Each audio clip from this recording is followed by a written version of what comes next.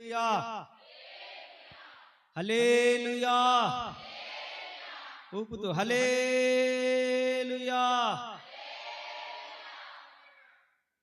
గతించిన వారంలో ఎస్తేరు గ్రంథంలో ఉన్నాం మనం. ఎస్తేరు గ్రంథం 10వ అధ్యాయం 3వ వచనాన్ని మరొకసారి చదువుకొని,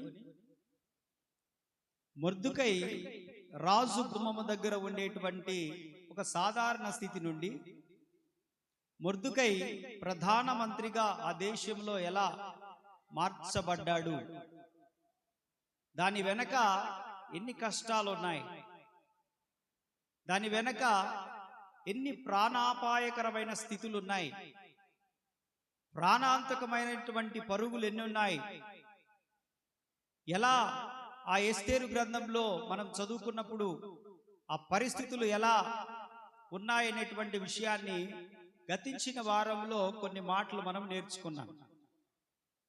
ఈ వారంలో దాన్ని కంటిన్యూషన్ చేద్దాం. మొర్దుకై రాజు గుమ్మము దగ్గర ఉండేటువంటి వాడు ఒక సాధారణమైనటువంటి వ్యక్తి. అటువంటి వ్యక్తి ప్రధానమంత్రిగా అదే దేశంలో అయ్యాడు.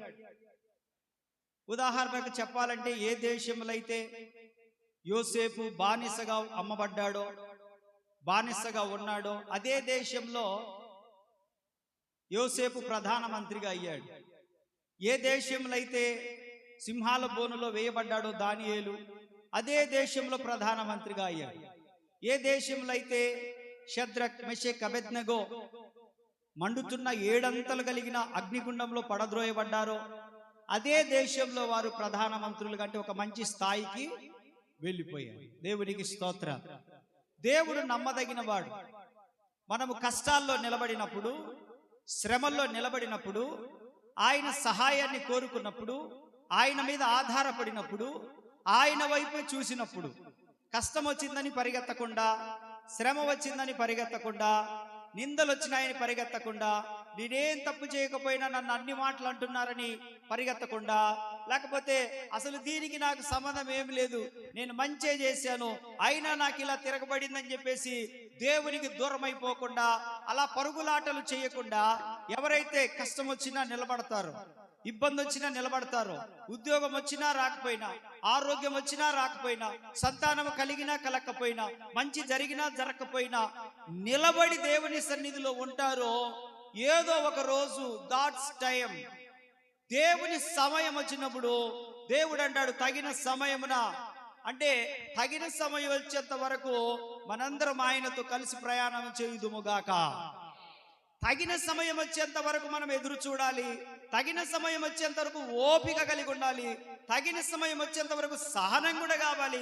తగిన సమయం వచ్చేంత వరకు ఎవరు ఎలాంటి మాటలతో రెచ్చగొట్టినా అవి గాయమే అయినా, గుండెను చీల్చినవే అయినా, మనసు చెడిపోయినవే అయినా, మనము నీరసించిపోవడానికి, కృంగి కుషించిపోవడానికి ఆ మాటలు మనమల్ని ఒక బాణంలాగా దూసుకొని వచ్చిన, ఒక రాయిలాగా పగలగొట్టినా, లేకపోతే ఒక పెద్ద బండరాయేసి కుదిమేసినట్టు చేసినా కూడా, ఒక తుఫాను వచ్చి అలల చేత కొట్టినట్లు ఉన్నా కూడా, మనం ప్రభువును బట్టి ఆనుకొని నిలబడగలిగితే దేర్ ఇస్ ఎ టైం.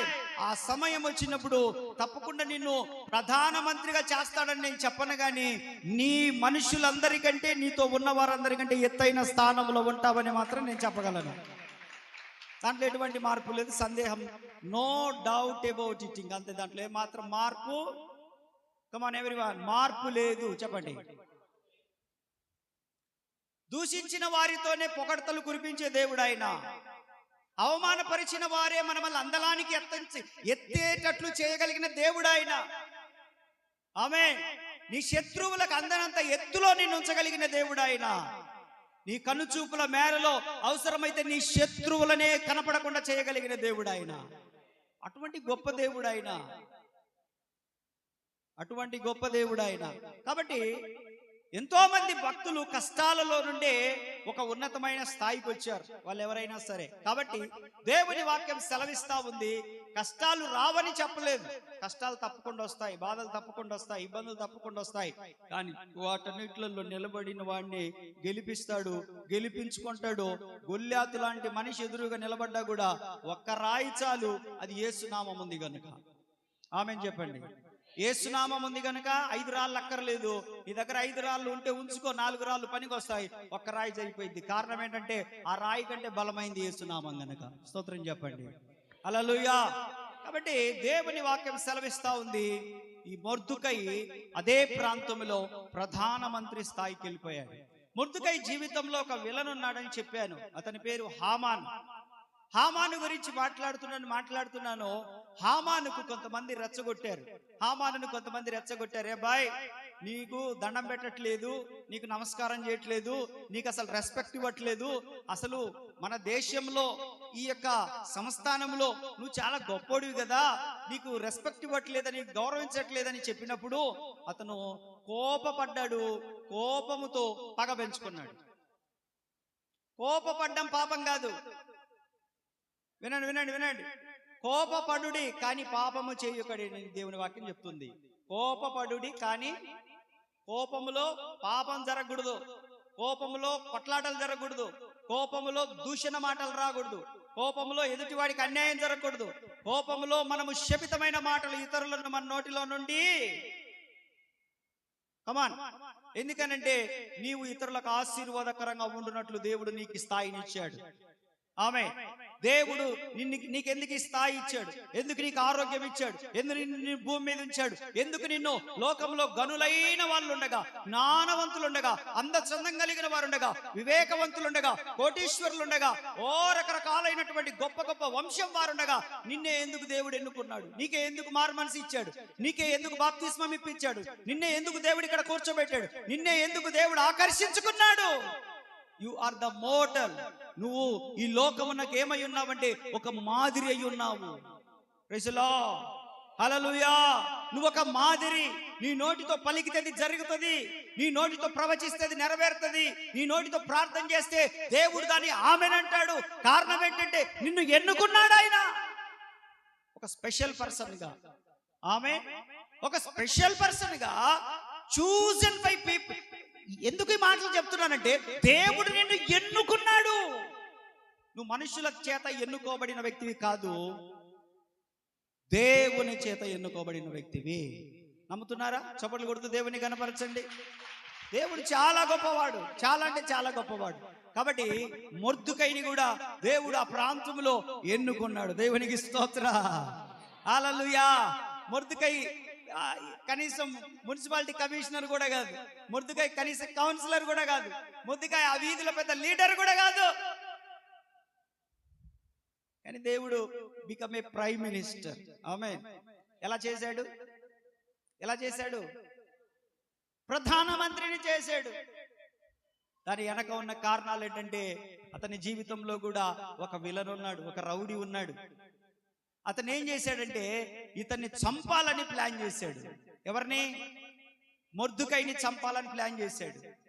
మొర్దుకైని చంపాలనుకున్నాడు.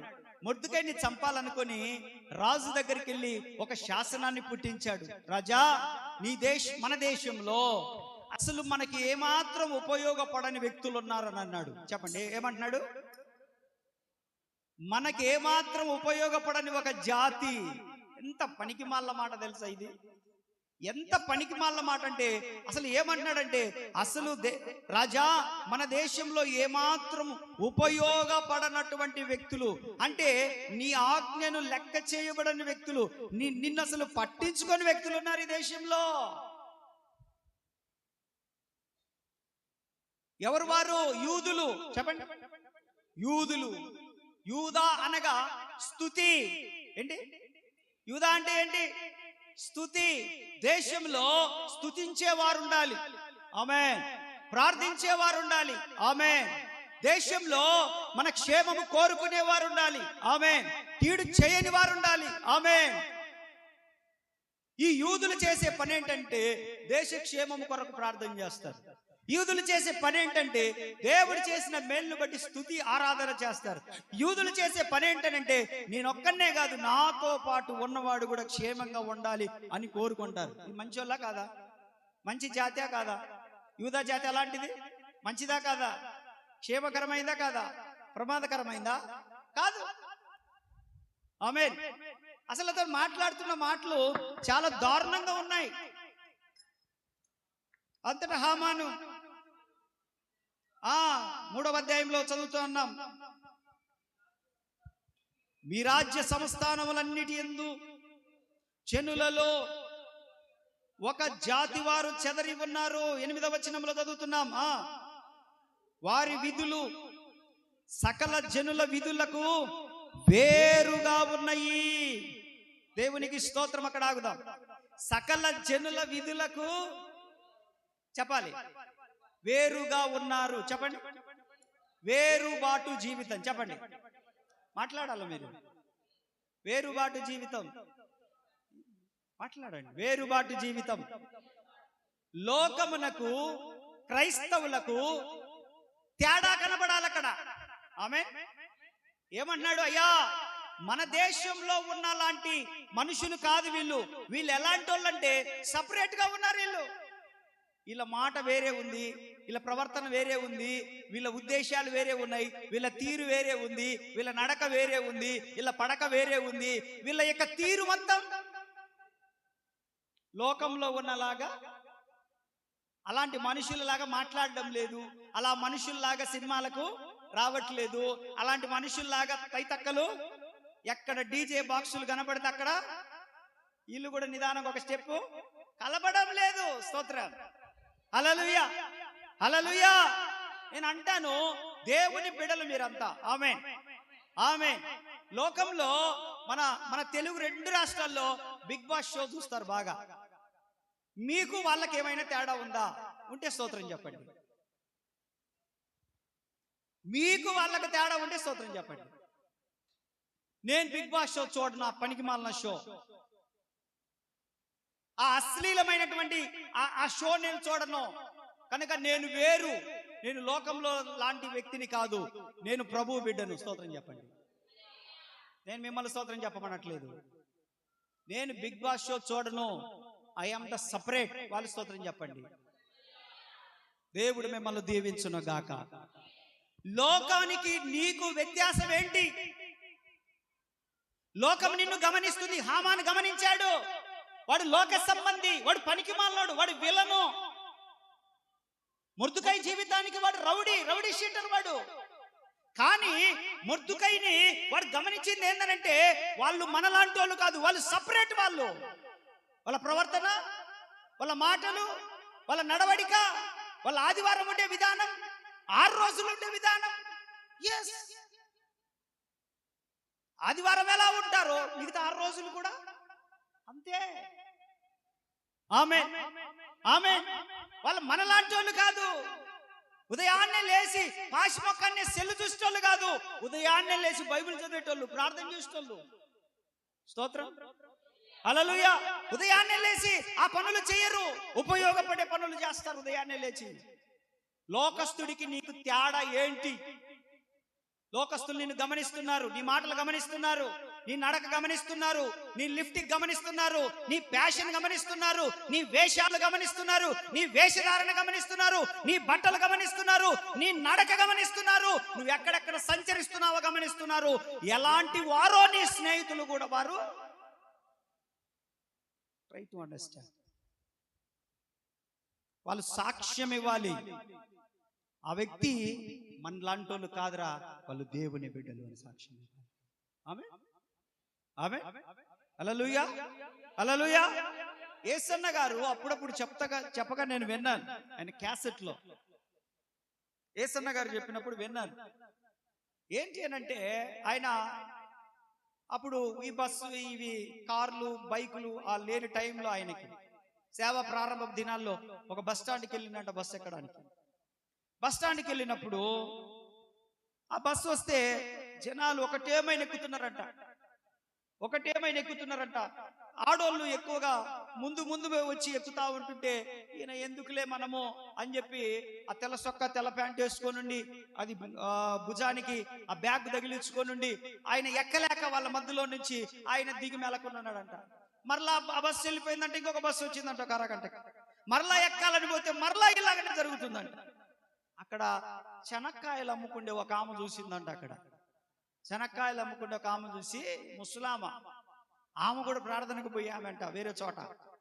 అయితే ఆమె చూసి అయ్యా బాబు ఇట్రా బాబు అన్నదంట. దగ్గరికి వెళ్ళి ఏంది పెద్దమ్మా అంటే, నువ్వు యేసయ్య బిడ్డవా అన్నదంట. అవును, నువ్వెలా గుర్తుపెట్టావు? ఈ సొక్కను చూసి గుర్తుపెట్టినవా, లేకపోతే బైబిల్ సంచిని చూసి గుర్తుపెట్టినవా అంటే, ఇట్లాంటి సొక్కాలు ప్యాంట్లు వేసేటోళ్ళని చాలా మందిని చూసినాను, ఇట్లాంటి బైబిల్ బ్యాగ్ వేసేటోళ్ళని చాలా మందిని చూసినా కానీ నీ ప్రవర్తనను చూశాను. ఆడోళ్ళలో తోసుకొని పోయి ఎక్కకుండా నువ్వు ఎంత ప్రతిష్టతగా ఉన్నావో, నువ్వు యేసయ్య బిడ్డవని ఇట్లా గుర్తుపట్టి అన్నాయన నేను అన్న. దేవునికి స్తోత్ర. హల్లెలూయా. నిన్ను గమనిస్తా ఉంటారు. ఇక్కడ హామాన్ అంటున్నాడు, సకల జనుల మర్యాద చొప్పున వీళ్ళు నడుచుకునే వాళ్ళు కాదు, వీళ్ళు సపరేట్. వాళ్ళు ముహూర్తాలు చూస్తారు, మన ముహూర్తాలు చూడరు. వాళ్ళు మంచి రోజు చెడ్డ రోజు, మనం మంచి రోజు చెడ్డ రోజు ఏం లేదు, ప్రార్థన చేసుకొని ముందుకు సాగడమే. వాళ్ళు పునాది రాయప్పుడు కూడా కుంకుమ అవన్నీ బొట్లు తీసుకొని వస్తారు, టెంకాయ తీసుకొని వస్తారు, కొడతారు. మనం అలా కాదు. దైవజనుడిని పిలిచినమా, ప్రార్థన చేయించుకున్నామా, యేసు రక్తం చల్లినమా, ప్రార్థన చేసినమా, పునాది రాయి స్థిరంగా నిలబడాలా. ఇటాటి గుండ్ల కమ్మలు 4-5 వచ్చిన యేసు నామములో నిలబడాలంతే. స్తోత్రం చెప్పండి. హల్లెలూయా, హల్లెలూయా. ఇద్దరు ఇల్లు కట్టారంట స్నేహితులు. ఇద్దరు కూడా, ఒకడు పాస్టర్ని తెచ్చాడు, ఒకడు ఇంకొకరిని తెచ్చాడు. అన్ని చేయించాడు. ఆడు స్టార్ట్ చేశాడు, ఈడేమో ప్రార్థన చేయించాడు. అయిపోయింది. ఇంట్లో చేరేటప్పుడు కూడా పాస్టర్ గారిని పిలిపించాడు, రిబ్బన్ కటింగ్ చేశాడు, విశ్వాసులతో పాటు అందరికి భోజనం పెట్టాడు. అయిపోయింది. వీడు కూడా ఓపెనింగ్ చేశాడు. ఓపెనింగ్ రోజు ముందు రోజు రాత్రి బాపనాయని పిలిపించి, ఒక దున్నపోతున్నా బర్రెనా ఆవును తీసుకొచ్చాడు. అది లోపలంతా ఉచ్చబోసింది, లోపలంతా ఎరిగి పెట్టింది, మొత్తం గడ్డేశారు, శుభ్రం చేశారు. బాపనయ్య వచ్చిండు, ఇంటి నడమధ్యలో ముగ్గేశాడు. అని గొర్రె అరిసినట్టు కాసేపు అరిశాడు. వీళ్ళకి తెలియదు వాళ్ళు ఏం అరిసిండ్రో. పాస్టర్ ప్రార్థన చేస్తే అర్థమైతే తెలుగులో కాబట్టి. ఇతను వచ్చి చేసేటప్పుడు అర్థమైందా నీకు? సంస్కృతం నీకు తెలుసా? వాడు నాశనం అయిపోవాలని చేస్తున్నాడు, బాగుండాలని చేస్తున్నాడు, ఇంకొకటి ఏం చేస్తున్నాడు, వాడు మ్యాన్ మ్యాన్ అని చెప్పేసి అన్నిటకు అయిపోయి. వానలు వచ్చినాయి, వరదలు వచ్చినాయి, గాలి విసిరి ఆ ఇంటి మీద కొట్టింది. ఏ ఇల్లు నిలబడింది? బుద్ధిమంతుని ఇల్లు నిలబడింది. బుద్ధిమంతుడు ఎవడనంటే, మారు మనసు పొంది బాప్తిస్మం తీసుకొని యేసు రక్తంలో కడగబడి బల్లలో పాలు పొంది దేవుని భయము కలిగి పరిశుద్ధమైన జీవితాన్ని కలిగిన వాడు బుద్ధిమంతుడు. హల్లెలూయా, హల్లెలూయా. హామాను గమనించాడు, సకల లోక మర్యాద చొప్పున వీళ్ళు చెయ్యరయా అని చెప్పి కంప్లైంట్ పెట్టాడు. అప్పుడైతే ఇప్పుడు ఏం చేయాలి, నేను ఏమి చెయ్యాలి? ఇది కోపం వచ్చేసింది. అందుకే దేవుని వాక్యం అంటది, 37వ కీర్తన 12వ వచనం చదవండి. అంతే, మనలాంటి వాళ్ళని చూస్తే కోపం వస్తుంది కొంతమందికి. చదువునా? భక్తిహీనులు నీతిమంతుల మీద దురాలోచన చేయుదురు, వారిని చూచి. ఈ అనుభవం మీకు ఎదురైందా? ఓ అయ్యా, ఈ అనుభవం ఎదురైందా? పనులు కొరుకుతారు మనల్ని చూస్తే. పైకేమో బాగానే మాట్లాడతారు, అక్క బీరువా తెచ్చినవా, ఫ్రిడ్జ్ నీదేనక్క, ఎప్పుడు కొన్నావు అక్క, డబ్బులు ఆడి. ఆమె ఏదో పొదుపు వచ్చి, స్పందన వచ్చి, మైత్రి వచ్చి, హిమ్ వచ్చి, గమ్ వచ్చి 10 రూపాయలు సంపాదించుకొని ఏదో తీసుకుంది. స్తోత్రం, దేవునికి మహిమ కలుగును గాక. వస్తువులు ఇచ్చినా ఎవరిచ్చినట్టు? దేవుడిచ్చాడు. మనకి కష్టపడ్డాం, దేవుని వాక్యం మనకు వాగ్దానం చేశాడు, నీ కష్టార్జితము నీవు అనుభవించదవు, నిశ్చయముగా నీ చేతుల కష్టార్జితం నీవు అనుభవించదవు. నీ లోగిట నీ భార్య, నీ పిల్లలు ఒలివ మొక్కల వలె, ఫలించు ద్రాక్షావల్లి వలె ఉంటారు, నీ భోజన బల దగ్గరనే ఉంటారు అని దేవుడు ఆశీర్వదించాడు మనల్ని. కానీ బయట వాళ్ళకి ఎట్టుంటది పనులు? చెప్పండి, అదే కదా నేను చెప్పేది. ఏముంది? వాడు ఎవడో వచ్చి నీ ఇంటికి కట్టిపోయిందంటే వాడికి ఎంత కడుపులో రగిలింది నీ మీద, అర్థమవుతుందా? వాడు ఎవడో వచ్చి ఏదో లేస్తే పొద్దున్నే పొట్ట చేత పట్టుకొని పనికి పోయే నీ ఇంటి షెట్టుకే కట్టిందంటే వాడికి ఎంత రగిలిపోయింది నిన్ను చూస్తే.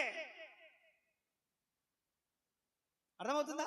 నేను ఊరికే చెప్పట్లేదు, అనుభవాల్లో నుంచి చెప్తున్నా. మీరు నన్ను ఒక్కనే చూస్తుండ్రు, నేను బొచ్చడన్ని కుటుంబాల్లో వెళ్తా కాబట్టి వాళ్ళ పరిస్థితులు నాకు తెలుసు, కాబట్టి వాళ్ళ ఏడుపు నాకు తెలుసు, కాబట్టి వాళ్ళ బాధలు నాకు తెలుసు, ఎవరింటి మీద చేతబడిందో నాకు తెలుసు, ఎవరికి మాంత్రిక తాంత్రిక విద్యలలో వాళ్ళ మీద ప్రయోగాలు జరుగుతున్నాయో నాకు తెలుసు. వాళ్ళ ఏడుపు మామూలు ఏడుపు కాదు. పండడం తొలగిపోవడం, పండడం గర్భం తొలగిపోవడం, పండడం తొలగిపోవడం, చేతులకు రావడం హాస్పిటల్కి పెట్టడం, చేతులకు రావడం హాస్పిటల్కి పెట్టడం, సంపాదించినట్టు సంపాదించడం, ఎవరికన్నా సరేనా 4 రోజులలో ఇస్తానగానే వాడికి ఇవ్వడం, వాడి అగ్గొట్టి వెళ్ళిపోవడమా లేకపోతే చచ్చిపోవడమా. కారణం ఏంటి? చేతబడి శక్తులు, మాంత్రిక శక్తులు ప్రయోగాలు చేయబడతా ఉంటుంటాయి. ఎవరి మీద? నీతిమంతుల మీద. అది గుర్తుపెట్టుకోవాలి మీరు. స్తోత్రం చెప్పండి. హల్లెలూయా, హల్లెలూయా. ఎందుకు ఈ మాటలు చెప్తున్నాను తెలుసా? మీరు భయపడనక్కరలేదు.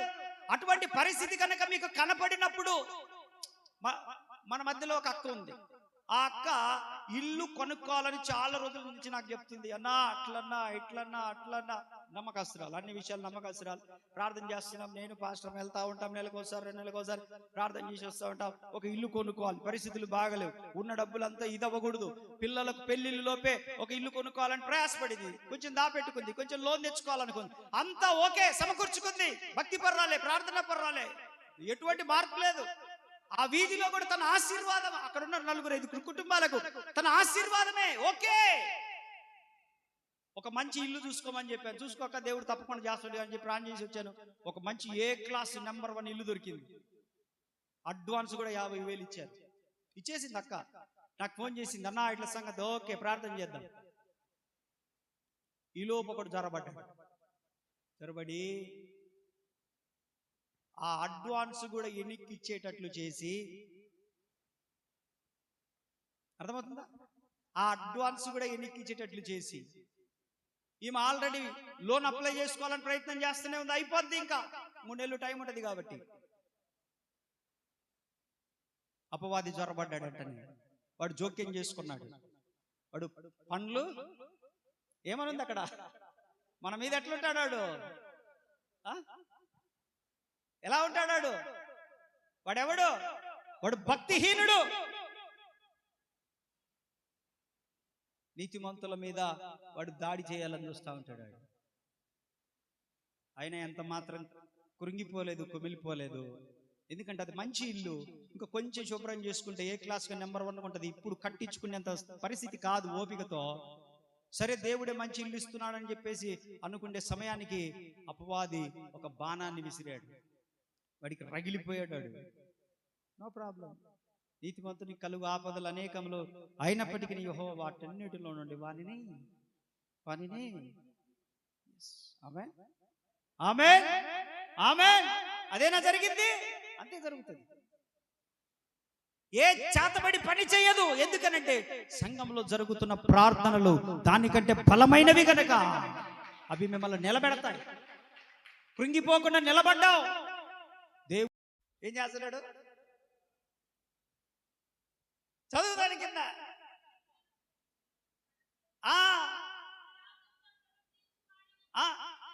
యథార్థముగా ప్రవర్తించు వారిని చంపుటకై భక్తిహీనులు కత్తి దూసి ఉన్నారు. యేసు నామములో ఆమె చెప్పరేమి. ఎక్కడున్నారు మీరు? కీర్తనలోనే ఉన్నారా? కీర్తనలో ఎక్కడున్నారు మీరు?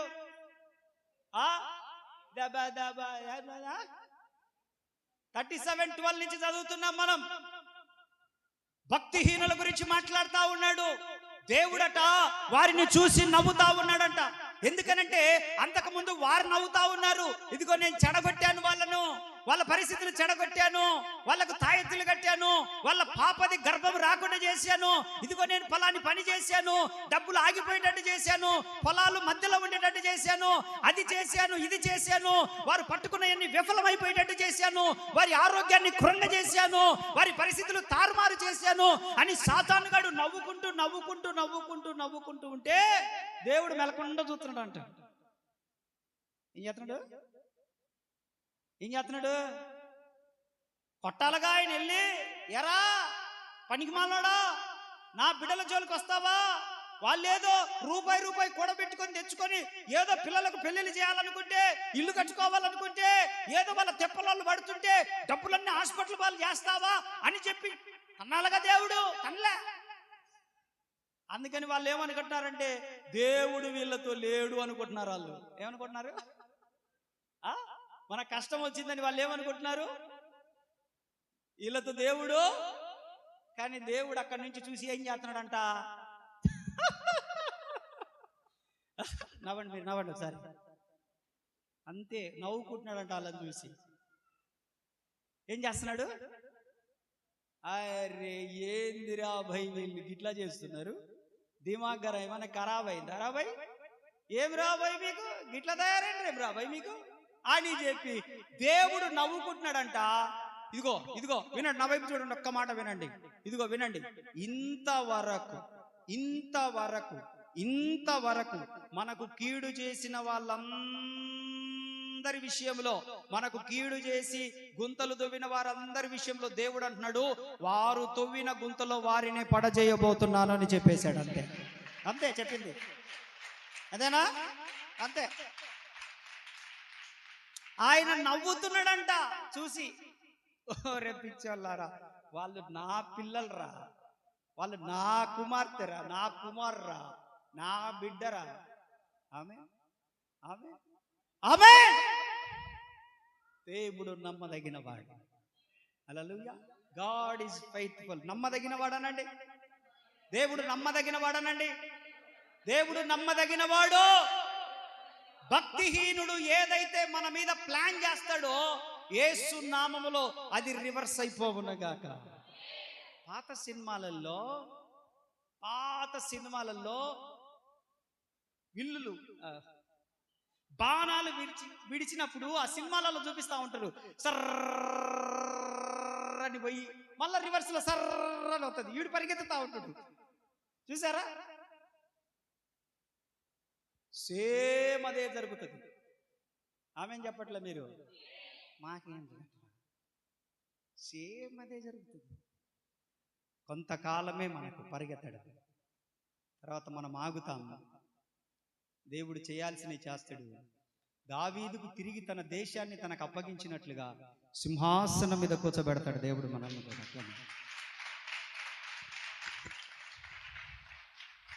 ఆమేన్ ఆమేన్ ఆమేన్. హామాను యూదుల గురించి మాట్లాడుతున్నాడు, అయ్యా వాళ్ళు ఏం పనికిరాని వాళ్ళు, అయ్యా వాళ్ళు అసలు పనికిరారు వాళ్ళు. మన సపరేట్. అందుకే మన గురించి కంప్లైంట్లు మన ఆఫీసులో, మనం ప్రత్యేకం. అందుకే పొలాల్లో మన గురించి కంప్లైంట్లు మనం ప్రత్యేకం. అందుకే వాళ్ళు వచ్చి మన అత్తకు చెప్పేది, మీ ఆయనకు చెప్పేది, మీ ఇంట్లో చెప్పేది, మన సపరేట్. ఏమిరా ఆ పిల్లని బొట్టు పెట్టుకోవద్దన్నవా? ఏమా పెట్టుకుంటే మనం సపరేట్. ప్రజలా ఆమె ఆమె హల్లెలూయా. నువ్వు సపరేట్. చాలా జాగ్రత్తగా ఉండాలా, చాలా జాగ్రత్తగా ఉండాలా. ఒక తమ్ముడు ఉన్నాడు మన మధ్యలో. ఒక తమ్ముడు చాలా రోజుల నుంచి వాళ్ళ అమ్మ వాళ్ళ నాన్న నాకు చెప్తా ఉన్నారు, అన్న మేము అన్యులలో నుంచి రక్షించబడ్డాము, నా కుమారుడికి వివాహం చేయాలనుకుంటున్నాను, వాడి కొరకు ప్రార్థన చేయన్నాను. ప్రార్థన చేయండి అంటే సరే మా ప్రార్థన చేస్తున్నాలే అని చెప్పాను. మళ్ళీ వచ్చే వారం వచ్చి అడిగారు, మళ్ళీ ప్రార్థన చేస్తున్నాలే అని చెప్పిన. వచ్చే వారం వచ్చి అడిగారు, ప్రార్థన చేస్తున్నానని చెప్పిన. ఒకరోజు అన్నారు, అన్న అన్యులలో చాలా మంది దొరుకుతున్నారు కానీ దేవుని పిల్లలలో దొరకట్లేదన్నా, మరలా మేము ఇంక అన్యులలో చేసుకుంటే మరలా అదే పాత జీవితం అయిపోతాం. అందుకని మా ఓడికి మా కులంలో కాకపోయినా దేవుని భయం కలిగిన అమ్మాయి దొరికేటట్టు ప్రార్థన చేయన్నా, దేవుని భయం కలిగిన అమ్మాయి దొరికేటట్టు ప్రార్థన చేయన్నా. సరే, వాళ్ళకి మంచి మంచి సంబంధాలు వచ్చినాయి, కొంచెం కట్నం కూడా ఎక్కువ ఇచ్చే సంబంధాలే వచ్చినాయి. నాకు చెప్పారు, అన్న అంత కట్నం ఇస్తామన్నారు, ఇంత కట్నం ఇస్తామన్నారు, కాకపోతే ఆ పెళ్లి అయితే చేసుకోండి, మీ బుద్ధి పుట్టినట్టు అన్నారు. వద్దన్నా, అటువంటి అన్యజనులు మాకొద్దు, చక్కగా దేవుని భయం కలిగిన అమ్మాయి, చర్చికి వెళ్ళే అమ్మాయి కావాలన్నా ప్రార్థన చేస్తున్నాను. అప్పటి నుంచి నేను నిజంగా ప్రార్థన చేయడం ప్రారంభించాను. ప్రభువా, నేను పరీక్షించాను, వీళ్ళు తప్పకుండా దేవుని మందిరానికి వెళ్ళే అమ్మాయే కావాలంటున్నారు కనుక నువ్వు తప్పకుండా జోక్యం చేసుకో ప్రభువా అని ప్రార్థన చేశాను. కరెక్ట్గా 2 వారాలేమో ప్రార్థన చేసిన తర్వాత వచ్చారు వాళ్ళు. అన్న, ఈ ఊర్లోనే ఒక అమ్మాయి దొరికిందన్న మనకు. Praise the Lord. కట్నం ఎంత ఇస్తారు అబ్బాయి? కట్నం మనకి ఏమి ఇవ్వకపోయినా పర్వాలేదన్న, దేవుని మందిరానికి వెళ్తారన్న అని చెప్పేసి మొన్న 23వ తారీఖు నేనే పెళ్లి చేసి వచ్చిన. చప్పట్లు కొడుతూ దేవుని గణపరుద్దాం. స్తోత్రం చెప్పండి. హల్లెలూయా. నేను సపరేట్ అండి. వాళ్ళ స్నేహితులు అడిగారు, ఎరా ఎవరైతే రా, బయట డబ్బులు బాగా వస్తాయిరా. నేను బాప్తిస్మం తీసుకున్నా, నేను యేసు ప్రభువుని నమ్ముకున్నా, మరలా నేను పాత జీవితంలో పోనని చెప్పాడు. Praise the Lord. హల్లెలూయా. నేను అనుకున్నాను, ఆ అబ్బాయి కదలకపోయినా వాళ్ళ అమ్మ నానేమన్నా అనుకున్నా, కానీ వాళ్ళ అమ్మ వాళ్ళ నాన్న కూడా నిలబడ్డారు. ఏంది రాదన్నా, నువ్వు ఎడ చెప్తాంటే వాళ్ళని చేసుకునేది ఏం లేదు, దేవుని నమ్ముకున్నావే అమ్మ అయితేనే చేసుకుంటాం, 4 రోజులు లేట్ అయినా పర్వాలేదు రాదన్నా అన్నాడు. అన్న, విశ్వాసం ఎంత గొప్పది. Praise the Lord. హల్లెలూయా. ఎంత గొప్పది విశ్వాసం. ప్రతి చిన్నదానికి నన్ను తీసుకెళ్లి ప్రార్థన చేయిస్తూ ఉంటారు, ప్రతి చిన్నదానికి. ఇంకా వండర్ఫుల్ విషయం ఏంటంటే, ఈరోజు రాత్రి అమ్మాయి విడిదింటిలాగా ఇంటికి వస్తుంది. ఆ అక్క ఫోన్ చేసింది నాకు, అన్నా అమ్మాయి వాళ్ళు బయలుదేరిండ్రు, మన ఇంటికి వస్తున్నారన్న వాళ్ళు, నువ్వు వచ్చి ప్రార్థన చేసినాకనే అమ్మాయిని మన ఇంట్లోకి రానిచ్చేదని. ఎట్టునో నేను వర్షాలు పడి ఇంటికాడ ఉన్నబట్టి సరిపోయా. నేను లేస్తే ఈ మధ్య నెలకు 2 నెలలకు ఒకసారి హైదరాబాద్ పోతున్నా. ఒకవేళ హైదరాబాద్ పోతే నేను వచ్చేంత వరకు ఉంచేదేమోమా ఆ బడికాన్ని అనుకున్నా నేను. సరే అని చెప్పేసి అక్క 5 నిమిషాలలో వస్తున్నా అని టపటపటపటప బట్టలు వేసుకొని పరిగెత్తుకుంటూ అడిగి పోయేసరికి అప్పుడే వాళ్ళు ఎంటర్ అవుతా ఉన్నారు. అక్కడికి రావడానికి నన్ను గుమ్మంలో నిలబెట్టింది. ఆ అక్క కూడా వచ్చింది, అన్న కూడా ఉన్నాడు. ఆగండి ఆగండి ఆగండి, వాళ్ళందరూ అన్నిలే, అటు సైడ్ వాళ్ళు ఎక్కువ, వాళ్ళ కుటుంబం తప్ప, ఆ పెళ్లి కూతురు వాళ్ళ కుటుంబం తప్ప మిగతా వాళ్ళందరూ అన్యులే. కానీ వాళ్ళందరినీ ఆగండి అన్న ప్రార్థన చేసేంత వరకు మీరు మా ఇంట్లోకి రాకూడదు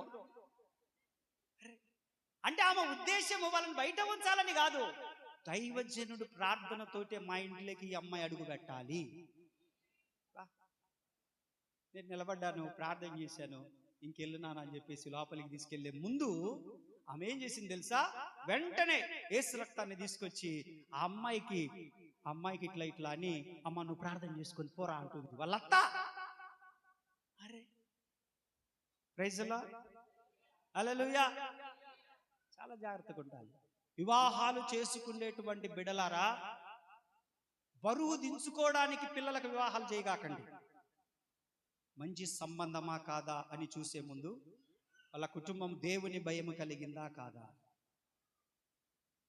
ఆ అమ్మాయి చర్చికి పోయేదా కాదా, ఆ అబ్బాయి చర్చికి పోయేవాడా కాదా, సేవకులకు లోబడతాడా, వాళ్ళ తల్లిదండ్రులు చెప్తే లోబడతాడా లేదా అని చెప్పేసి వెనక ముందు ఆలోచించుకోండి. వాళ్ళ కుటుంబం మంచి కుటుంబం అని చెప్పి తాగుబోతోడికిచ్చి పెళ్ళైనాక మార్తల్లే అన్నా అని చెప్పి మీ బిడ్డలను నిలువున గొంతు కొయ్యగాకండి. పెళ్ళైనాక మారతాడంటే ఎంతమందిని మార్చుకున్నారు మీరు ఈరోజు? నేను అడుగుతున్నాను, ఎంతమందిని మార్చుకున్నారు మీరు? ఇక్కడ ఒక అక్క ఉంది, పెళ్లి చూపులకు పోతే పెళ్లి చేసుకొని వచ్చింది ఆమె.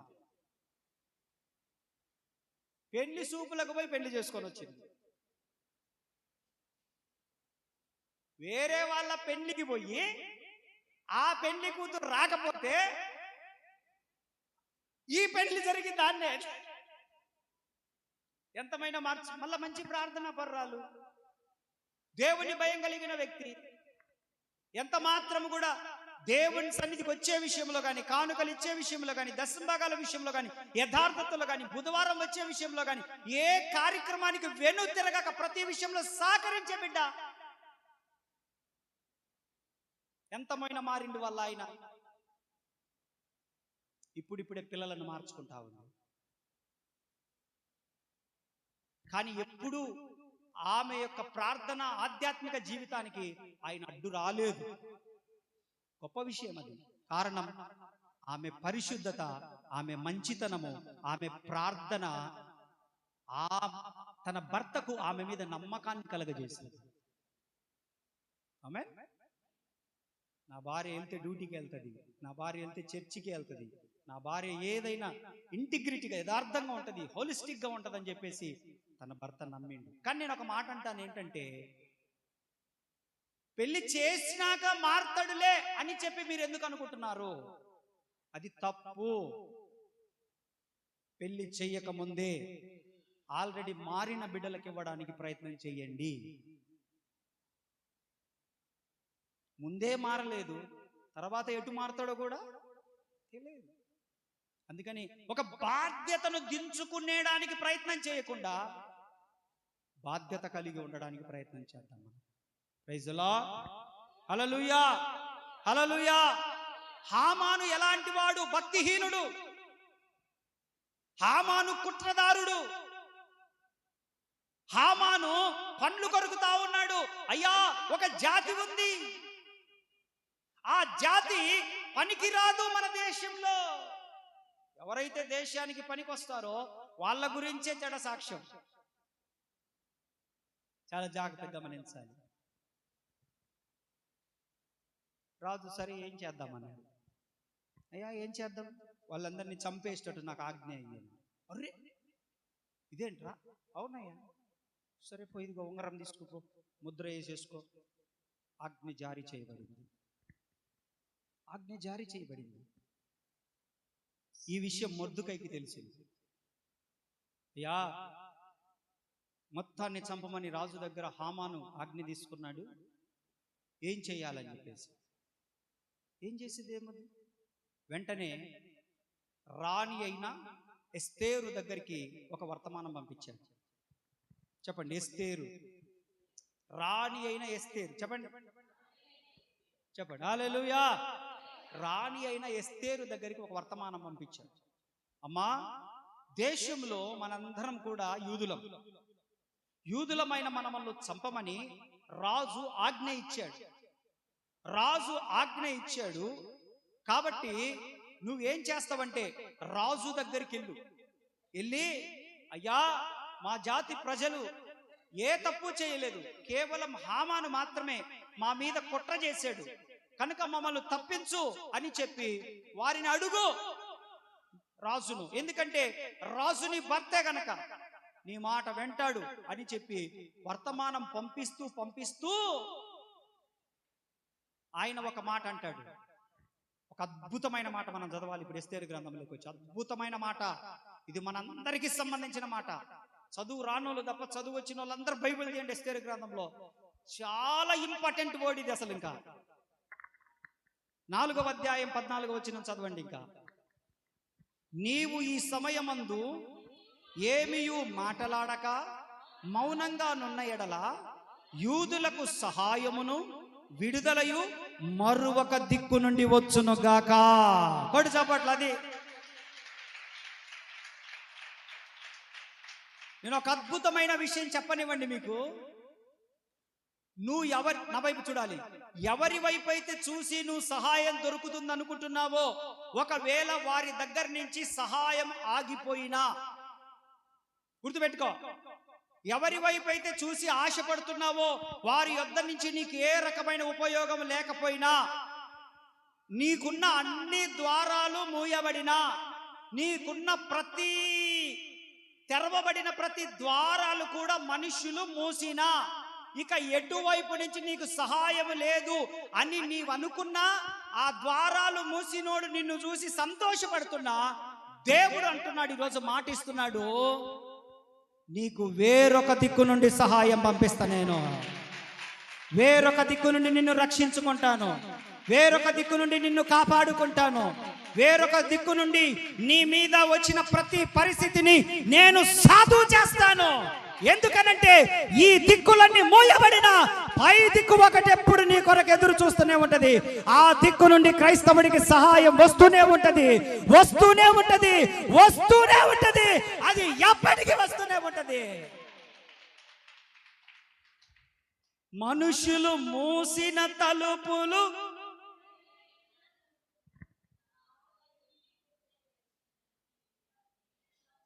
మనుషులు మూసిన తలుపులు కొన్నైనను నాకై నీవు తెరచినవి అనేకములు. యజమానుడా యజమానుడా పిలిచిన ఈ పిలుపునకు. మనుషులు మూసిన తలుపులు కొన్నైనను నాకై నీవు అనేకములు. మనుషులు మూసిన తలుపులు నాకై నీవు అనేకములు. నీ పిలుపు వలన నేను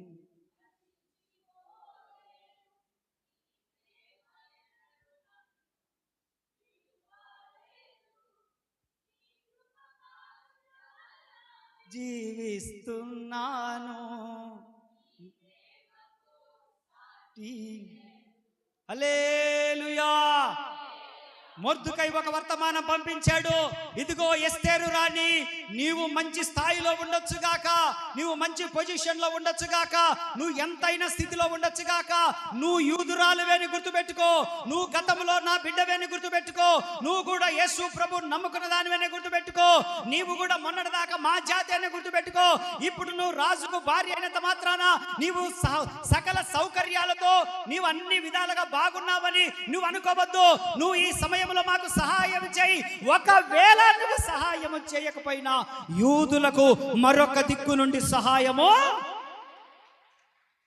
అదే బిడా, అదే తమ్ముడు, అదే అన్న, అదే అదే నేనేం చెప్పడానికి ప్రయత్నిస్తున్నానంటే, మనుషులు తలుపులు మూసి ఉండొచ్చు, దేవుడు తెరిచేస్తాడు వాటన్నిటిని. దేవుడు తెరుస్తాడు వాటన్నిటిని. మనుషులు మోస్తూ ఉంటారు, ఎందుకంటే వాళ్ళు భక్తిహీనులు, వాళ్ళు పళ్ళు కొరుకుతూ ఉంటారు, మన నాశనాన్ని కోరుకునే వాళ్ళు మోస్తూ ఉంటారు.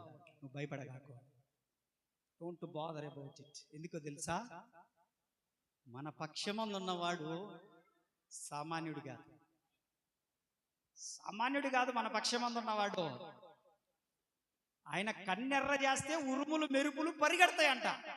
చెప్పండి, థండర్స్ ఏమైపోతాయి?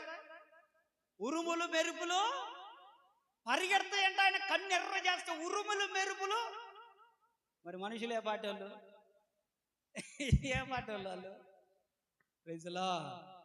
మన దేవుడు గొప్పవాడు. ఆమేన్, ఆమేన్, ఆమేన్, ఆమేన్.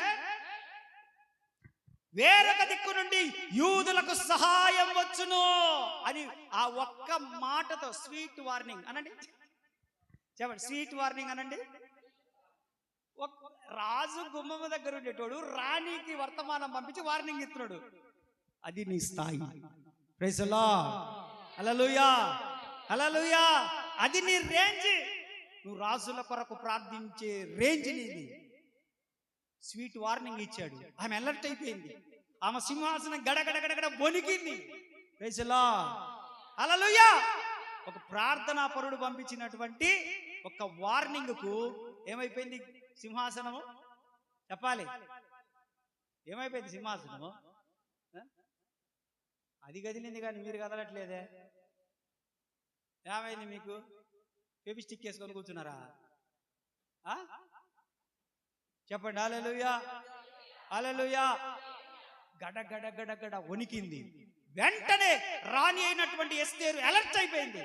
అలర్ట్ అయిపోయి ఆమె అంటుంది, వెంటనే వర్తమానం పంపిస్తా ఉంది, అయ్యా నేను తప్పకుండా రాజును కలుసుకోవడానికి నేను చేస్తాను. వాస్తవానికి రాజును కలవడానికి ఆయన పిలవకుండా రాజు దగ్గరికి వెళ్ళడానికి వీల్లేదు, అయినా కూడా నేను వెళ్ళి కలుస్తాను. అయితే మీరందరూ కలిసి ఒకటి చెయ్యండి. ఏం చెయ్యాలి?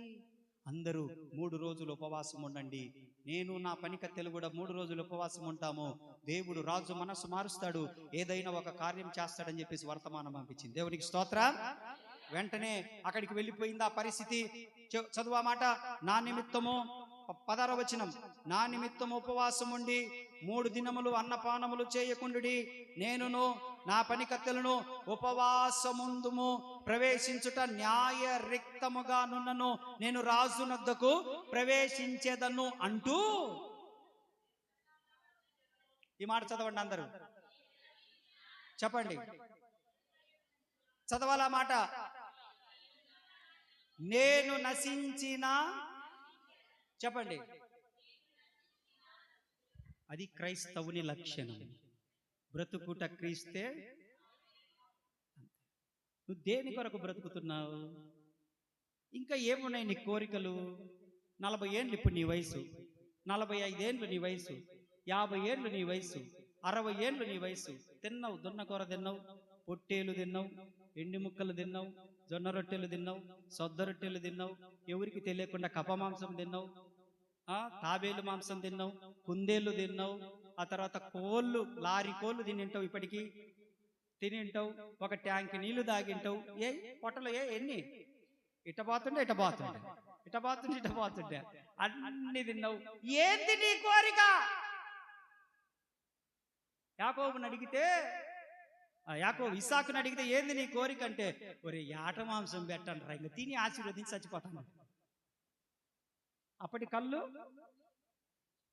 కనబడట్లేదు, గుడ్డాడు అయినా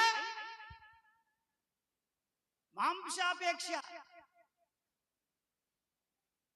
ఏంటి ఇప్పుడు నీ కోరిక? యూదుల రక్షణ కొరకు ఒక రాణి అంటుంది, నేను నశించినా నశించేదను, నేను 3 రోజులు ఉపవాసాలు ఉంటానన్నది. మీరు మీ కుటుంబ రక్షణ కొరకు ఉపవాసం ఉంటారా? మా కోసమే ఉండము. ఈరోజు బల్లారాధన తెలిసినా కూడా తినొచ్చినాము. ఏంది ఇప్పుడు? ఏం చేస్తావు? ఆయన ఏం చేస్తాడు చూసిండా?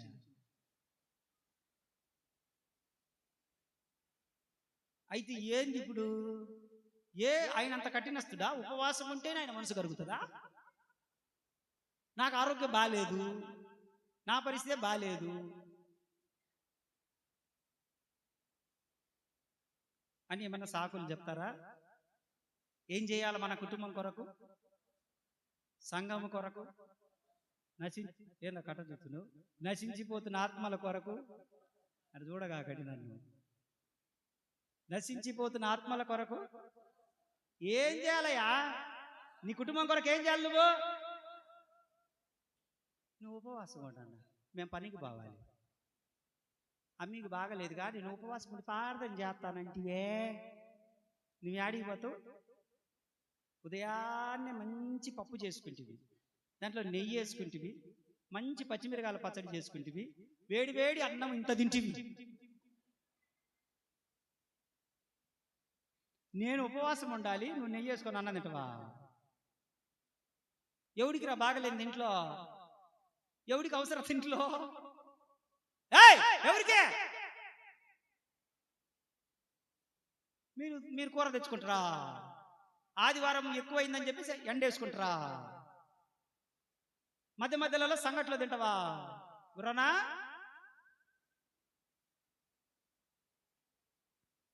ఏంది గుర్రనా?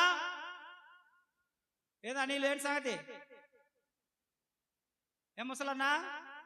ఎవరు ఉపవాసం ఉండాల్సింది? నీ మనవడికి బాగలేదు, ఎవరు ఉపవాసం ఉండాలా? ఎవరు ఉండాలి నీకు? ఎవరు నీకు ఉపవాసం ఉండాల్సింది? దగ్గినా రాజన్నకు ఫోన్ వస్తుంది, తుమ్మినా రాజన్నకు ఫోన్ వస్తుంది, వాడికి విరోచనాలైనా రాజన్నకు ఫోన్ వస్తుంది, వాడు ఇట్ట పండుకోవట్లేదు ఎల్లెలక పండుకున్నాడన్నా రాజన్నకు ఫోన్ వస్తుంది. ఏంది? ఏం లెట్టిన్ రాకపోతే మా తుమ్మ ముద్ద ఏదో ముద్దు ఉంటుంది, లోపల పెడితే అది వస్తుంది. ఏంటిదా ముద్దు? ఏంటిదమ్మాయి? ఏంటిదక్క? అది ఏదో పెడితే వస్తుంది కదా, ఆ ముద్దే వచ్చా. నా ప్రార్థన బలంగా చేయను ఈ రాత్రి అంతా. నేను రాత్రి అంతా చేస్తే వాడు కూర్చుంటూనే ఉంటుంటాడు, ఏముండదు వాడికి. ఆయనంటే ఆయన కాదులే, రాత్రి 2 గంటలకు ఫోన్ చేసి, అన్న ఏం చేస్తున్నావు అన్న? మీరేం చేస్తుంటారు రాత్రి 2 గంటలకు? కూడా బగల కొట్టాలనిపిస్తుంది. ఆ ఎరకాడ లేపి నిద్రపోయేటోని ఏం చేస్తున్నావు ప్రశ్న ఏంది? విషయం చెప్పాలి కదా. విషయం చెప్పరు. ఏం చేస్తున్నావు అన్నా? అబ్బి ఒకటేమైనా పోరు చేస్తుండన్నా. నువ్వు కూడా ఏడు వాడితో పాటు కలిసి. ఆ పిల్లకు పగులు మంచి భోజనం పెట్టకూడదు, అంత గ్యాస్ ట్రబుల్ భోజనం తింటది ఆ పిల్ల. వాడికి పాలిస్తుంది. ఆ పిల్ల ఏమన్నా పత్యం ఉంటుందా? ఉంటుందా? ఇంత తింటది. అరే నేను వాడికి పాలు ఇవ్వాలి, నేను బాలింతను, ఏముండదు. వాళ్ళమ్మ తినమ్మా అంటే మా అమ్మే పెడుతుందని చెప్పి మొత్తం తింటుంది. మీ అయ్య ప్రేమతో మమకారంతో ఇది కూడా తినలే, ఏం కాదులే, అది అరిగించుకుంటారులే అని నువ్వు అరిగించుకుంటే వాడేమో పండుకోరా, ఈడు పుచ్చినాలనే చింతానమ్మా, పండుకోరా. వాడు పండుకోడు. నన్ను పండకన్నాడు రాత్రి. ఫోన్ చేసా 2 గంటలకు. అసలు అది ఏం ప్రశ్న?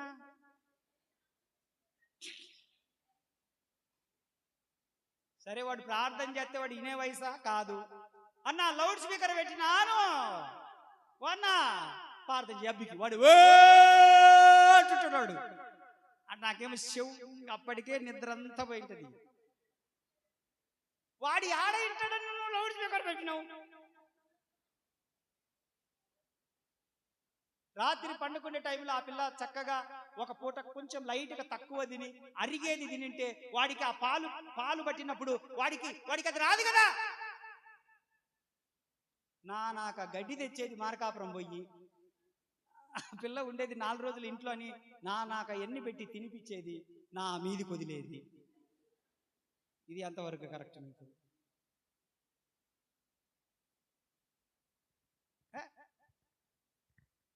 తినేదేమో మీరు సురేష్ అన్న, ఉపవాసం నేను ఉండాలా?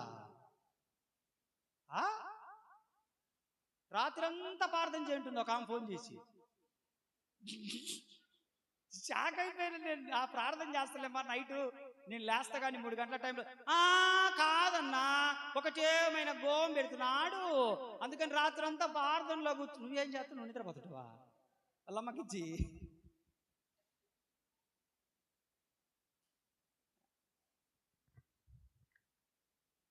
ఎస్తేరు తల్లి సకల సౌకర్యాలు ఉన్నాయి. మహారాణి, 127 సంస్థానములకు అధినేత. ఆమె అంటుంది, నా ప్రజల రక్షణ కొరకు నేను చచ్చిపోతాను కానీ నేను 3 రోజులు ఉపవాసం ఉండి నా ప్రజల కొరకు ప్రార్థన చేస్తాను. నేను 3 రోజులు ఉపవాసం ఉంటాను. నేను కన్నీరు కారుస్తాను. నేను మాత్రమే కాదు, నా చెలికత్తెలను కూడా ఉంచుతాను ఉపవాసము. నా ప్రజలు కాపాడబడాలి, నా ప్రజలు రక్షించబడాలి, పరిస్థితులన్నీ చదును చేయబడాలి. అన్ని ప్రతికూలమైన పరిస్థితులే, ఏది పట్టుకున్నా జరగడం లేదు. ఇంట్లో ఒక ఇల్లు కొనుక్కోవాలన్న ఆటంకాలు, బిడ్డకు కాన్పు చేయాలన్న డబ్బులు ఉండట్లేదు, ఆపరేషన్కి వెళ్ళాలన్న డబ్బులు ఉండట్లేదు, ఇంట్లో ఎంత సంపాదించినా ఇంట్లో మిగలడం లేదు, ఇంట్లో పరిస్థితులు తారుమారైపోతా ఉన్నాయి. నా బిడ్డ నా చేతికి రావట్లేదు, నా కుమారుడు నా చేతికి రావట్లేదు, సమయానికి ఇంటికి కూడా రావట్లేదు. మా ఆయనకి ఎన్నిసార్లు చెప్పినా ఇదే ధోరణిలో వెళ్ళిపోతా ఉన్నా. అందరినీ నమ్మి మోసపోయాను. లేదు ఇక మీదట ఒక్కరోజున ఉపవాసం ఉండి నా కుటుంబం కొరకు ప్రార్థన చేస్తాము అనేవారు లేపబడుదురుగాక. సంఘములో లేపబడుదురుగాక. కుటుంబాల కొరకు ప్రార్థన చేసేవారు సంఘములో లేపబడుదురుగాక. ఉపవాసాలు ఉండేవారు లేపబడుదురుగాక. నేను నశించుదును గాని నా కుటుంబాన్ని రక్షించుకుంటాననే తీర్మానము కలిగిన, ప్రత్యక్షత కలిగిన వారు లేపబడుదురుగాక. సంఘములో అన్ని సౌకర్యాలు ఉన్నాయి. ఆ బిడ్డకి కీడు ఆ బిడ్డ మీదకి రాలేదు. క్షేమకరమైన స్థానంలోనే ఉంది ఎస్తేరు. కానీ ఆమె అంటుంది, నేను నశిస్తాను కానీ నేను 3 రోజులు ఉపవాసాలు ఉంటాను, నా పరిస్థితుల కొరకు ప్రార్థన చేస్తాను, దేశం కొరకు ప్రార్థన చేస్తాను అని చెప్పి ఆమె అద్భుతంగా ప్రార్థన చేసింది. Praise the Lord. ప్రార్థన చేసిన తర్వాత రాజు దగ్గరికి వెళ్ళింది. ఈలోపే హామాను మొర్దుకైని ఉరి తీయించడానికి అని చెప్పి 50 మూరల ఉరి కొయ్యను రెడీ చేయించి పెట్టాడు. వాళ్ళ ఇంటి దగ్గర 50 మూరల ఉరి కొయ్యను రెడీ చేయించాడు. ఈలోపు రాజుకు నిద్ర రాలేదు. రాజుకు నిద్ర రాలేదు. దేవుడు నిద్ర రాకుండా చేశాడు. అక్కడ ప్రార్థనలు జరుగుతున్నాయి 3 రోజులు. వినండి వినండి. అక్కడ 3 రోజులు ప్రార్థనలు జరుగుతున్నాయి. అన్ని సౌకర్యాలు ఉన్న వాళ్ళు కడుపెండ కట్టుకొని ప్రార్థన చేస్తున్నారు. 3 రోజుల ప్రార్థనలకు దేవుడు రాజుకు నిద్ర రాకుండా చేశాడు. రాజు పిలుస్తా ఉన్నాడు, రేయ్, మన దేశంలో ఒక గ్రంథం ఉంది కదా, ఆ గ్రంథాన్ని పట్టకరండి, నేను చదవాలని. 6వ అధ్యాయం 1వ వచనంలో అంటాడు, ఆ రాత్రి రాజుకు నిద్ర పట్టలేదు. రాజ్యపు సమాచార గ్రంథం ఒకటి తెప్పించుకున్నాడు. రాజు ఆజ్ఞగా ఒకటి తీసుకొచ్చారు. అది చదివి వినిపిస్తా ఉన్నారు. అందులో వినండి వినండి, అందులో 6వ అధ్యాయం 1వ వచనంలో ఉంటది. అందులో రాజు సమాచార గ్రంథము చదివి వినిపిస్తున్నప్పుడు అందులో ఒకటి తగిలింది. ఆలకించండి, చాలా సీరియస్ విషయం. బిక్తాను, తెరీషు అనే ఇద్దరు రాజును చంపాలని చూసినటువంటి సంగతి మొర్దుకైకి తెలిసినప్పుడు మొర్దుకై ఆ విషయం ఎస్తేరుకు చెప్తే, ఎస్తేరు మొర్దుకై పేరు మీద రాజుకు తెలియజేస్తే, అది ఇన్వెస్టిగేషన్ చేస్తే తేలిన ఫలితార్థంలో అది నిజమేనని తేలినందువలన వాళ్ళిద్దరిని ఉరి తీయడం జరిగింది. అయితే రాజు అంటున్నాడు, ఎవరక్కడ? చిత్తం మహాప్రభు. అక్కడ ఎవరున్నారనంటే, రాజు దగ్గర పర్మిషన్ తీసుకోవడానికి వచ్చిన హామాను ఉన్నాడు. చెప్పండి మాట. రాజు దగ్గర మొర్దుకైని ఉరి తీయించడానికి పర్మిషన్ కోసము హామాను ఉన్నాడు. అయితే ఎవరక్కడ అనగానే, అయ్యా అక్కడ గుమ్మంలో హామాను ఉన్నాడు, అయితే లోపలికి రమ్మను వాణ్ణి అన్నప్పుడు లోపలికి వచ్చే క్రమంలో రాజు అంటున్నాడు, అసలు ఈ మొర్దుకైకి నా ప్రాణాలు కాపాడినందుకు వాడికి ఏదైనా ఉపకారం చేశారా మీరు అని అడిగాడు. వాళ్ళు అంటారు, ఏమీ చేయబడలేదయ్యా. అరే, నేను ఇంత పెద్ద రాజును, నా ప్రాణాలు కాపాడినోడికి ఏదైనా ఒక గిఫ్ట్ ఇవ్వలేదా మీరు? అటైతే వాడిని పిలవండి అని చెప్పినప్పుడు అక్కడ హామాను పిలుస్తారు. హామాను వచ్చి నిలబడతాడు. హామాన్తో అంటాడు, హామాను మొర్దుకైకి శత్రువు, మొర్దుకై హామానుకు చెప్పాలి. ఇప్పుడు ఎవరిని ఉరిదీయించడానికి పర్మిషన్ కోసం వచ్చాడు హామాను?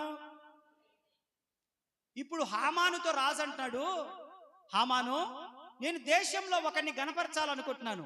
ఏం చేసి గణపరచాలనంటే, ఆడంటాడు, రాజా నీ వస్త్రములు వేయాలి వాడికి. ఎందుకని అంటాడంటే, హామాన్ అనుకుంటున్నాడు, రాజు నన్నుగాక ఎవరిని గణపరుస్తాడు అని ఏమనుకుంటున్నాడు? పుల్లలు పెట్టేటోని నేనే కదా, కొంపలు కూల్చేది, కుటుంబాలు పాడు చేసేది, వచ్చేటోళ్ళని కూడా చర్చికి రానికుండా చేసేది నేనే కదా, నన్ను కాక చెప్పరండి, నన్ను కాక ఎవరిని కనపరుస్తాడు అనుకోని పెద్ద పెద్దవి చెప్పాలి. ఏం చేయాలి? పెద్ద పెద్దవి చెప్పాలి. అప్పుడు అంటాడు, రాజా ఏం చేయాలనో తెలుసా?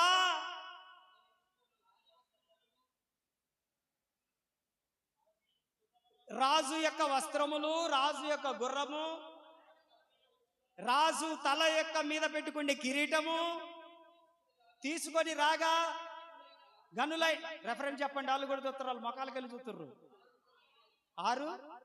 6:9 ఎస్తేరు గ్రంథం 6:9. మీరు ఈరోజు బోర్లే చదవండి. గనులైన రాజు యొక్క అధిపతులలో ఒకడు ఆ వస్త్రములను, ఆ గుర్రములను పట్టుకొని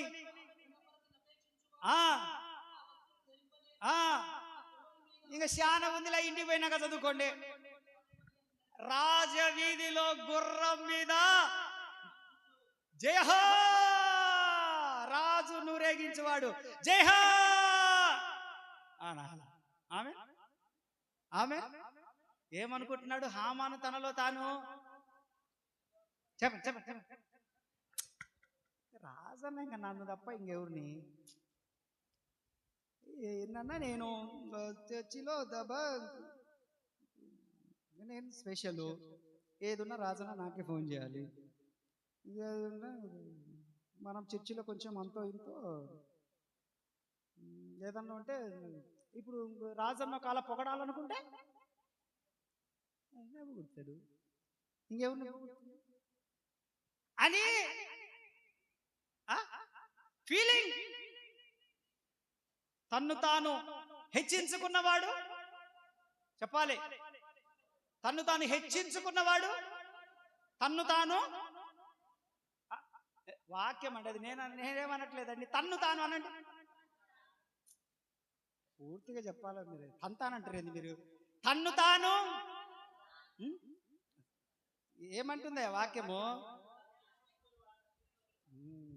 హెచ్చించుకుంటే తంతాడంట. ఏంది చెప్పాలి ఏంటి? హెచ్చించుకుంటే ఏమంటుంది వాక్యం? ఏమంటుంది? ఇట్లనే వాక్యం చెప్తున్నాడంట ఒక పాస్టర్ గారు. వాక్యం చెప్తుంటే ఆయన ఇదే చెప్తున్నాడు, తన్ను తాను హెచ్చించుకున్నవాడు తగ్గించబడును. తన్ను తాను తగ్గించుకున్నవాడు తన్ను తాను అని చెప్పేసి ఆయన కళ్ళు మూసుకొని ఒకటేమైనా ఎగురుతూ చెప్తున్నాడంట.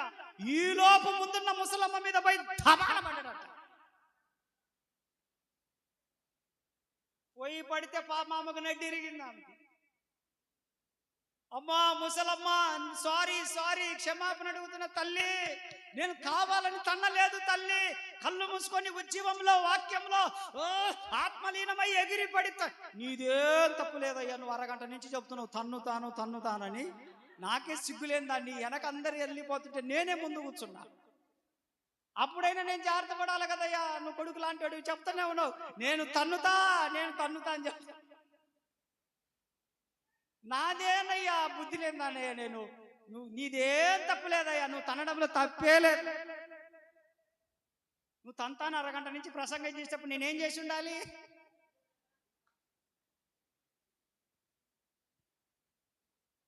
హామానేమనుకుంటున్నాడు?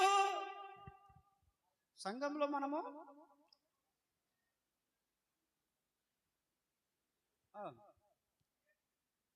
ఎవరన్నా వచ్చి అన్న వందనాలు ఏంటి అన్నతో మాట్లాడు, నా చెప్పు, నేను అన్నకు చెప్తా. వర్షం తెలియదు మీకు? బయటికి పోయి చూసి రాపండి. అయితే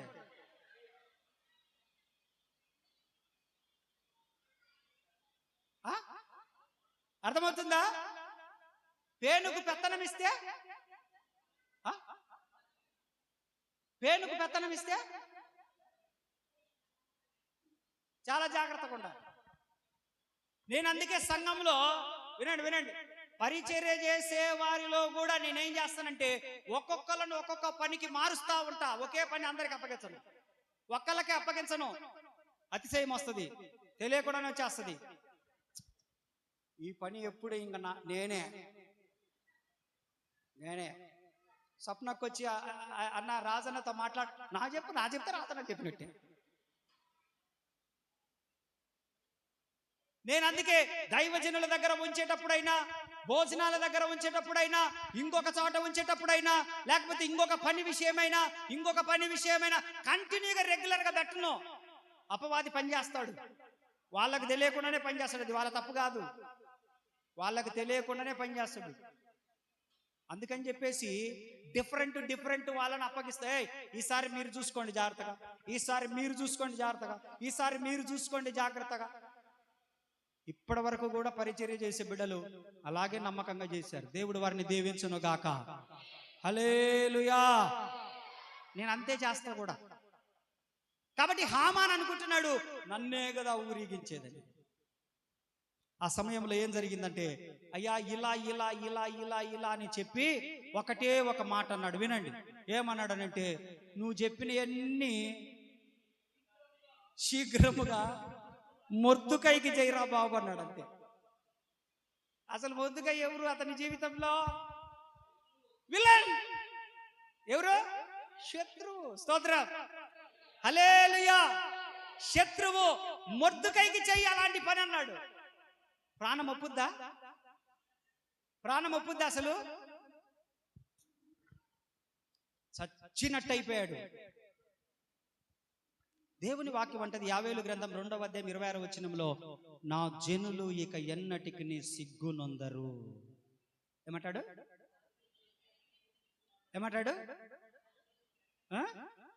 నా జనులు ఎన్నటికి, నేను అంటాను గుర్తుపెట్టుకోండి, ఈరోజు ఎక్కడెక్కడైతే మీరు అవమానపడ్డారని అనుకుంటున్నారో దేవుడు అదే ప్రదేశాలలో మీ తల పైకెత్తుకునేటట్లు వాళ్ళ కళ్ళ ముందే పైకి లేపుకుంటూ వస్తాడు మిమ్మల్ని. ఆ ప్రజల ముందే లేపుకుంటూ వస్తాడు. ఆ ప్రజలే తల దించుకొని పోయేటట్లు చేస్తాడు. ఈ 10 ఏళ్లలో నాకు చేసిన దేవుడు మీకు కూడా చేయునుగాక. ముందు లైఫ్ కూడా అదే. కాబట్టి అలాంటి పరిస్థితి జరిగింది. ఇక చెప్పుకుంటూ పోతే చాలా ఉంది ఎస్తేరు గ్రంథంలో. వచ్చే వారము ఈ వాక్యాన్ని కంటిన్యూ చేసుకుందాం. ఇప్పుడు ఎక్కడ ఆగినామంటే మొర్దుకైని ఊరేగించడానికి చెప్పినంత వరకు ఆగినాం.